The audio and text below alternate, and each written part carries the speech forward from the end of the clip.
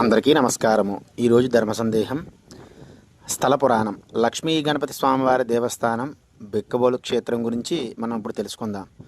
1100 సంవత్సరాల చరిత్ర ఉన్న బిక్కబోలు ఆంధ్రప్రదేశ్లోను అతి ప్రాచీన క్షేత్రాల్లో ఒకటి. గోదావరి తీరంలో ఉన్న బిక్కబోలు గొప్ప ఆధ్యాత్మిక చారిత్రక విశేషాలు కలిగి తూర్పు చాళుక్యుల వైభవంతో నిర్మించబడ్డ అనేక పురాతన ఆలయాలకు ప్రసిద్ధి చెందింది.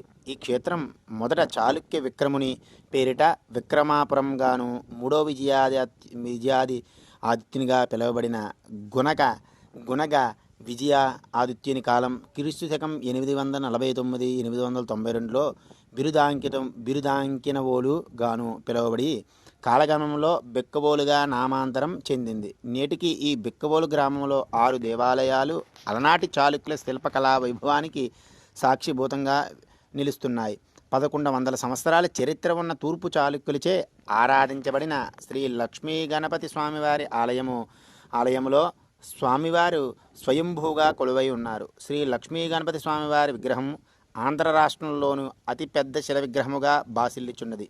భూమిలోనికి ఎన్ని అడుగుల వరకు ఉన్నదో ఎవరికీ తెలియదు. శ్రీ లక్ష్మీ గణపతి స్వామివారు నిజరూపమున శ్రీ స్వామివారికి నాగాభరణము, నాగయజ్ఞోపవీతము, నాగమొలతాడు, బిల్లకట్టు పంచెతో సుఖాసనం మీద కూర్చుని రాజా రీతితో భక్తులకు దర్శనమిచ్చును.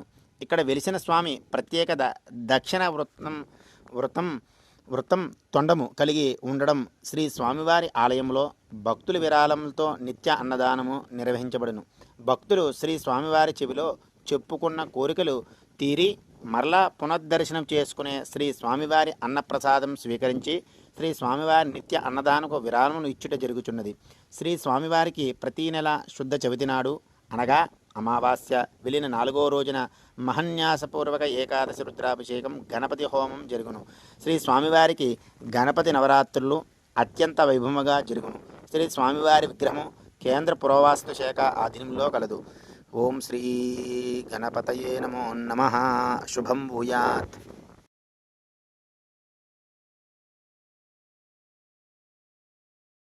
Please subscribe to Sai Dharmam channel, like and share.